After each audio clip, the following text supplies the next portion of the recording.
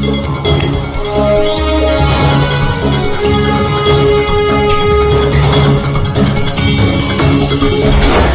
आज हमारी cabinet meeting थी और उस कैबिनेट मीटिंग में कोई 16-17 एजेंडा ऐसे थे जिन पर चर्चा हुई। मुख्य जिन पर बातचीत हुई है उसकी चर्चा मैं करूंगा।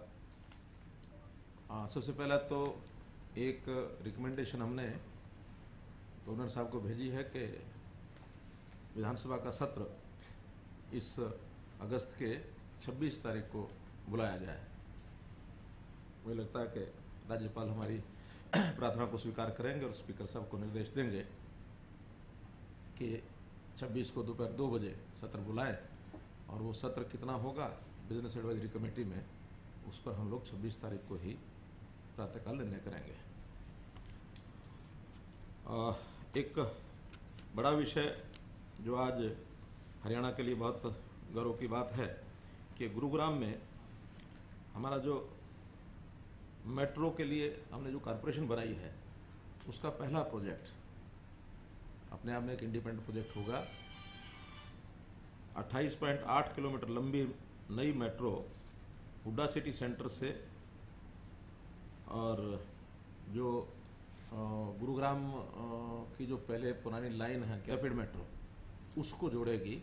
पूरे शहर का एक राउंड लेते हुए 6,821 करोड़ रुपए का इसका बजट है।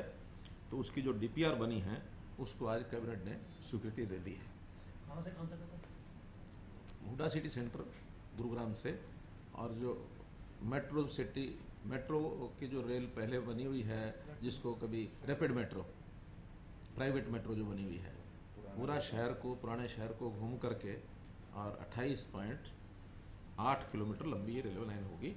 6,821 करोड़ रुपए इसकी लागत आएगी, इसका जो एस्टिमेटेड बजट है। दूसरा जो निर्णय लिया कि हमने म्यूनिसिपल बॉडीज़ के, चाहे वो कॉरपोरेशन है, म्यूनिसिपल कमेटीज़ हैं, म्यूनिसिपल काउंसिल्स हैं, उनके मेयर के चुनाव ये डायरेक्ट कर दिए हैं। लेकिन एक अमेंडमेंट उस समय शेष रह गया कि जब ये डायरेक्ट किए गए 2019 में, उससे पहले के जो हुए हुए इलेक्शन थे उनमें एज इट इज़ वही व्यवस्था रहेगी, ये अमेंडमेंट उस समय रह गई थी, जिसके कारण से कुछ केसेस कोर्ट में आ गए। तो अब अल्टीमेटली आज हमने उसमें एक संशोधन करके कि जो पहले की चुनी हुई म्यूनिसिपैलिटीज़ हैं उनमें नो कॉन्फिडेंस का या दोबारा चुने जाने का जो प्रावधान है वो पुराने एक्ट के हिसाब से ही रहेगा। अमेंडमेंट तो 2019 जब से लागू हुई है उसके बाद डायरेक्ट चुनाव जितने होंगे ये चेयरमैन्स के और मेयर्स के होंगे। पहले वाली कमेटियों पर वही पुराने नियम लागू रहेंगे। एक निर्णय हमने लिया है कि हरसेक नाम से जो हमारे एक ऑर्गेनाइजेशन है जो सामान्यतया साइंस एंड टेक्नोलॉजी के माध्यम से जितने भी एरियल सर्वेज हैं, जितने भी डिजिटलाइज्ड सिस्टम हैं, उसको करती है। तो अब उसका हरसेक का संबंध साइंस टेक्नोलॉजी से निकाल करके और जो नया डिपार्टमेंट बना है creed department, citizen resources information department, अब उसके साथ जोड़ दिया है और उसके माध्यम से ये सारे सर्वेज और बाकी सारी चीज़ें हरसेक की क्रिड एक डिपार्टमेंट नया बनाया है ना हमने, जो पीछे मैंने बताया था, जिसके अंतर्गत परिवार पहचान पत्र और ये सारी चीज़ें बन रही हैं, उस डिपार्टमेंट में इसको जोड़ा है, जिसके प्रिंसिपल सेक्रेटरी हमारे एडिशनल प्रिंसिपल सेक्रेटरी जो सीएम हमारे ऑफिस में हैं श्री वी उमाशंकर जी, वो उसके प्रिंसिपल सेक्रेटरी हैं।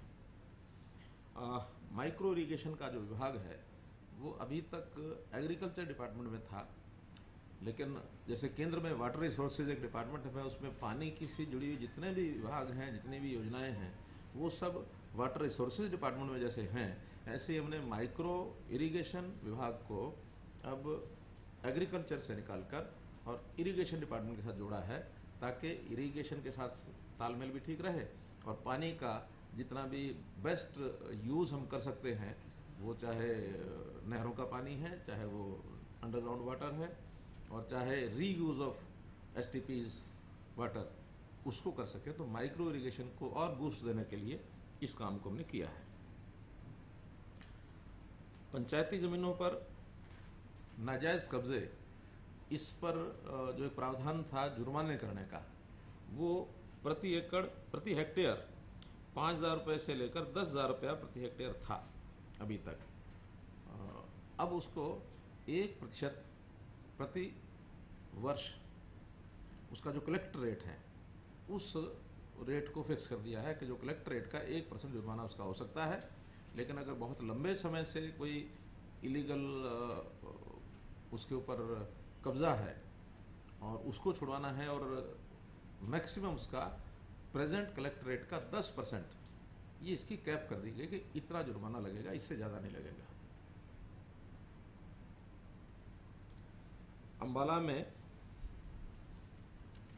गांव साधोपुर, यहाँ महिला एवं बाल विभाग विकास की ओर से इंटीग्रल कॉम्प्लेक्स के लिए, जिसमें observation home, special home, place of safety, children home, यानी महिला बाल विकास विभाग को एक 7.72 एकड़ ये ज़मीन नगर निगम द्वारा दी गई है, ताकि वहाँ एक मल्टीपल यूटिलिटी का, ऐसे जो बच्चे हैं उनके लिए एक होम बन सके, ताकि ऐसे बच्चे जिनकी आवश्यकताएं हैं, जो खास करके बाल गृह वगैरह में, बाल कुंज वगैरह में ऐसे जो रहते हैं, तो अंबाला में एक बड़ा सेंटर उसका बनाया जाए ताकि उन बच्चों की ठीक से देखभाल हो सके। बड़े प्रमुख विषय तो यही थे जो आज कैबिनेट मीटिंग में हुए, लेकिन अनौपचारिक चर्चा में भी कुछ विषय हमने तय किए हैं। फॉर्मेलिटी उसके बाद में हम तय कर लेंगे कि आगामी जो ग्राम पंचायत के चुनाव हैं, इसमें पहली बार BCA इस ग्रुप को हम ग्राम पंचायतों के लिए 8% सरपंचों के चुनाव में रिजर्व कर रहे हैं। BCA ग्रुप के लिए ये आज तक कभी पहले यहाँ नहीं हुआ और किसी प्रदेश में भी नहीं है। 8% BCB इसमें अलग रहेंगे, क्योंकि BCB में पर्याप्त संख्या पहले से भी वहाँ सरपंचों की होती है, लेकिन BCA के जो ग्रुप के लोग हैं उनमें सरपंचों में प्रतिनिधित्व ना के बराबर बहुत कम होता है, तो इसलिए 8% उसको रोटेशन में इस ढंग से करेंगे कि 3 वर्ष तक काफ़ी गाँव उसमें आ जाए, 3 टर्म में, 5-5 साल की टर्म का, 15 साल के बाद उसी गांव का रोटेशन फिर दोबारा आ सकता है। ऐसा एक 25% के आसपास गांव में, ये जहां उनकी आबादी ज़्यादा है, क्योंकि आबादी के हिसाब से ही उनका रिजर्वेशन का प्रोसेस हम बनाएंगे। महिलाओं के बारे में जहां तक विषय है, 33% का रिजर्वेशन तो पहले से उसका एक्ट बना हुआ है, और पिछली बार हमने देखा पढ़ी लिखी पंचायतों के प्रावधान के कारण से ये संख्या 42% तक चली गई थी।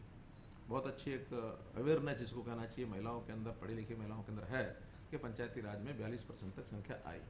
लेकिन इस बार हमने तय किया है कि हम उनकी 50% भागीदारी ये सुनिश्चित करेंगे।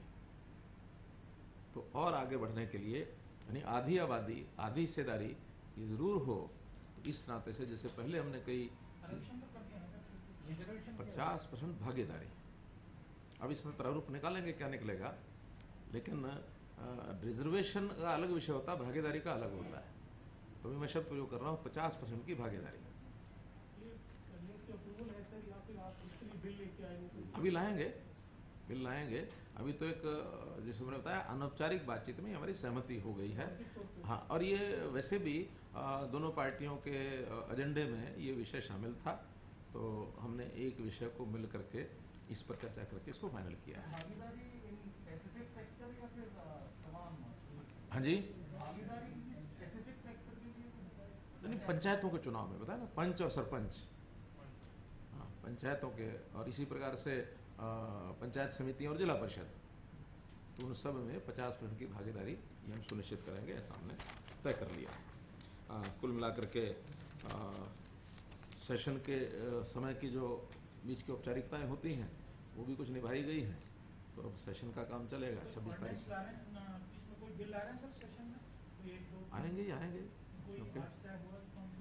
ऐसा है कि जो पिछले चले आ रहे हैं, बहुत सी चीज़ें ऐसी होती हैं जो पहले से डेफर की हुई हैं, कुछ ऑर्डिनेंस होते हैं उनको बनाया जाता है, कुछ डिपार्टमेंट के एजेंडे में होते हैं, एजेंडे में बहुत सी चीज़ें हैं, लेकिन इस बार कितने आएंगे ये तो सेशन के 3-4 दिन पहले ही पता लगता है। ये जो 75% की बात है वो तो आप अभी और ये 50% वाला भी सर एक्ट में प्रावधान होगा? अभी राज्यपाल महोदय को भेजा हुआ है 75% का, तो राज्यपाल क्या उस पर टिप्पणी करते हैं। हम तो चाहेंगे कि राज्यपाल जल्दी उस पर निर्णय लेकर के हमको लौटा देंगे, तो हम उसको अब तो चूँकि ऑर्डिनेंस का कोई अर्थ नहीं है, अब तो उसका बिल ही लेके आएंगे। तो आज हमने एक और भी बल्कि तय किया कि पहले ऑर्डिनेंस और बिल लाने की प्रक्रिया अलग अलग होती थी। आज एक तय किया कि हम एक ही प्रक्रिया के अंतर्गत, अगर आवश्यक होगा, जल्दी करना होगा तो उसका अध्यादेश लाएंगे, और अगर हमारे पास इतना समय है कि अगले आने वाले सेशन तक उसको रोका जा सकता तो फिर बिल लाएंगे। उसमें बार बार इसमें कैबिनेट मीटिंग में नहीं आना पड़ेगा। एक बार की कैबिनेट मीटिंग में दोनों चीज़ें पास करेंगे, फिर वो डिपार्टमेंट के नाते से कौन सा कितने समय बाद लाना है उसकी स्वतंत्रता डिपार्टमेंट को रहेगी। सर इससे हटके सवाल है, आज जो विपक्षी दल हैं उन्होंने, दोनों ने, कांग्रेस ने भी और इनेलो ने भी, ये स्वतंत्रता सेनानियों की और उनके आश्रितों की पेंशन बंद करने का मामला उठाया। इसमें स्थिति स्पष्ट करें, ये मैटर है क्या? कोई पेंशन हमने बंद नहीं की है। स्वतंत्रता सेनानियों को भी जो पेंशन हमने बल्कि बढ़ाई थी, बढ़ी हुई पेंशन मिल रही है, और किसी प्रकार की पेंशन कोई बंद ना की है, ना करने का कोई इरादा है। और इस प्रकार के ओछे विषयों को लेकर के आने का कोई अर्थ नहीं है। और अब आमने सामने होते तो बात कर लेते, कोई नहीं, 26 को करेंगे। कोई ना कोई कारण तो होगा। पूरा प्रेस नोट जारी हुआ है, नहीं, उसका पता करेंगे क्या है, कुछ है मालूम? दीपेंद्र हुड्डा की तरफ से पूरा प्रेस नोट जारी हुआ है, और पूरा प्रेस नोट जारी हुआ है कि स्वतंत्रता सेनानियों की जो परिवार हैं, विधवाएं हैं, उनकी पेंशन बंद कर दी है, और जो अभी कुछ बचे हैं स्वतंत्रता सेनानी, अगर उनके पास कोई ऐसा विषय होगा तो जरूर हमको दें, और नहीं तो जनता की अदालत में धज्जियां उड़ाएंगे। एक सर पूर्व मुख्यमंत्री और नेता विपक्ष भूपेंद्र सिंह हुड्डा वो कह रहे थे कि पीटीआई टीचर्स के लिए प्राइवेट मेंबर बिल जो है वो लेके आएगी कांग्रेस, इस तरीके से। मैं ये कहता हूं कि जब वो सत्ता में थे बिल उस समय लाना चाहिए था उनको, क्योंकि उन्हीं के समय में 2012 में हाई कोर्ट में उनकी नियुक्तियां निरस्त हो गई थी। उसके बाद शायद डबल बेंच में गए थे या एलपी में गए थे, दोबारा से फिर निरस्त हुई। 2012 से 14 तक वो अच्छे भले शासन में थे, उनको बिल लाना चाहिए था अगर लाने का उनका उस प्रकार का विषय था। नहीं क्यों लाए, ये मैं उनसे पूछता हूँ। फिर हमने तो 2015 से सुप्रीम कोर्ट में लगातार विषय है, 14 के हमारे आने के बाद। हमको अगर किसी प्रकार की कोई दुर्भावना होती तो हमारे पास तो 5.5 साल थे, हम दुर्भावना से लेके आते। लेकिन सुप्रीम कोर्ट में सारी लड़ाई लड़ने के बाद आज जब सुप्रीम कोर्ट ने सीधा सीधा विषय तय कर दिया, बिल भी ऐसे ही तो पास नहीं हो जाते, उसमें सहमति चाहिए होती है, संवैधानिक विषय होते हैं।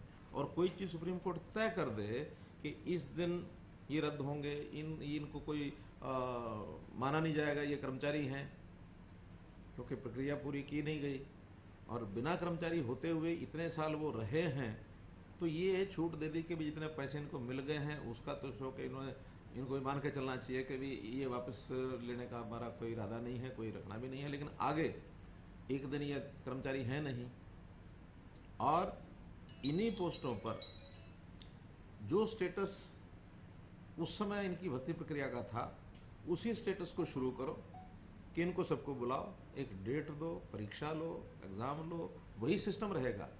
हमने हालांकि कई सिस्टम उसके बाद बदले हैं, लेकिन बदले हुए सिस्टम भी इसके ऊपर लागू नहीं होंगे। जो सिस्टम 2000 कब भर्ती हुई थी, 5 में 6 में जी, तो जो सिस्टम उस समय था उतने ही अंक परीक्षा के, उतने ही अंक इंटरव्यू के, उतनी ही सीटें, उतने ही कैंडिडेट जिन्होंने अप्लाई किया था, उन्हीं को सबको बुलाओ, जितने आएंगे उसी प्रकार का एक प्रश्न पत्र बना करके इनका एग्जाम लो, इंटरव्यू लो, 1983 लोगों की भर्ती करो। एक और विषय, एक ओवरलोडिंग की बता रहे हैं कि ओवरलोडिंग का भी आरोप लगा रहे हैं कि ये माफिया जो है ओवरलोडिंग सुनिश्चित ढंग से कर रहा है, सरकार में बड़ा घोटाला हो रहा है। ओवरलोडिंग कब शुरू हुआ था, कब से है? कोई चीज आज शुरू हुई हो तो मैं उसका जवाब दूं। ओवरलोडिंग आज से है क्या है? तो जो चीजें हम एक एक करके जिसके ऊपर सिस्टम बना रहे हैं, अब उन सिस्टम्स में बनते बनते उन चीज़ों को ठीक करते करते समय लगेगा। कई हमने ठीक कर दी, ओवरनाइट सब चीज़ें ठीक नहीं हो सकती। हम तो हिम्मत कर रहे हैं ठीक करने की, इन्होंने तो एक भी सिस्टम को ठीक करने की हिम्मत कभी नहीं की, कभी हिम्मत जुटाई। हमने कितने विषय ठीक कर दिए। दर दर भटकते थे कर्मचारी, अपने ट्रांसफर के लिए इनके आगे पीछे घूमते थे, हमने उनको भी आज़ादी दे दी कि नहीं, ऑनलाइन ट्रांसफर होंगे, फार्म भरो, जो आपका स्थान बनता है वो आपको मिलेगा। नौकरियों के लिए इनके इर्द गिर्द लोग घूमते थे पैसों के थैले ले लेके, हमने कहा नहीं, आने की जरूरत नहीं है, स्कूल कॉलेज में जाके पढ़ लो, मेरिट हासिल कर लो, एग्ज़ाम दे दो, बिना किसी इंटरव्यू के ग्रुप सी और डी के अंदर भर्ती हो जाओ। और हज़ारों की संख्या में लोग भर्ती किए हैं। इनकी हिम्मत हुई। ये तो HCS और IAS भर्ती करते थे, कितना मोटा सिस्टम होता था। आज लगे हुए HCS IAS प्रत्यक्ष प्रमाण है कि मैं हूँ भुगतभोगी। अब बताने के लिए तो मैं नहीं बता पाऊंगा, वो मुझे पता होते भी नहीं बताऊंगा कौन कौन क्या क्या था, मुझे तो सबसे काम लेना है। लेकिन हमने HCS बनाए तो एलिजिबल कैंडिडेट आ जाओ, 5000 के लगभग आए, एग्ज़ाम लिया, इंटरव्यू में बैठाया, 17-18 लोग चयनित किए HCS में। 5 IAS इस कलम से बन सकते थे। हमने कहा नहीं, जो लोग एलिजिबल हैं जाओ एग्ज़ाम दे आओ, जितने आएंगे चयन करेंगे, उसमें इंटरव्यू यहाँ भी नहीं लेना, इंटरव्यू UPSC लेगा, 5 गुना कैंडिडेट भेजेंगे, इंटरव्यू दे दो, जो बन के 5 IAS आएंगे उनका स्वागत करेंगे, तिलक कर देंगे। किया इन्होंने कभी? किस मुंह से ये बात करते हैं?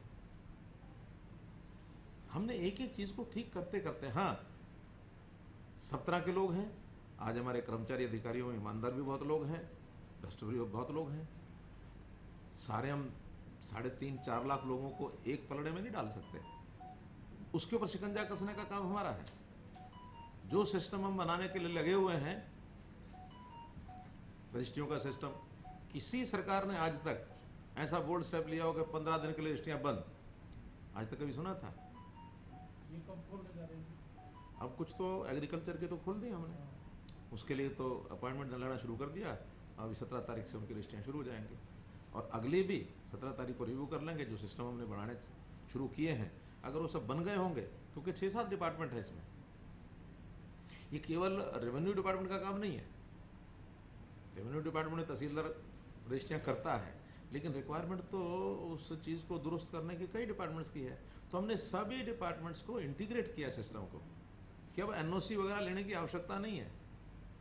पहले तो ये था, हाथ में NOC आया कि नहीं आया, लेना कि नहीं लेना, बैठे घर पर तय कर देते थे। एक ही रजिस्ट्री को कैसे देखा जाएगा? अब उसकी जरूरत ही नहीं है। आपने जिस तरीके के कदम प्रदेश में उठाए हैं, चाहे वो शिक्षा नीति को लेकर के हो, ट्रांसफर पॉलिसी को लेकर के हो, भर्ती प्रक्रिया को लेकर के, कई ऐसी चीज़ें हैं जो लंबे समय से पेंडिंग थी। और नेशनल, अगर हम राजनीति की बात करें तो वहाँ भी राम मंदिर हो या 370 का विषय हो, या ऐसी चीज़ें थी जो लंबे समय से सुर्खियों में चली आ रही है। सैकड़ों 16 साल की पड़ी थी। SYL का विषय भी इसी तरीके का है, और चंडीगढ़ के साथ जो हमारे विषय पंजाब के साथ लंबित है, चाहे वो विधानसभा का हो या फिर 60-40 के रेशो का हो। 28 जुलाई को सुप्रीम कोर्ट ने कहा है कि दोनों राज्यों के मुख्यमंत्री बैठकर इसका हल करें।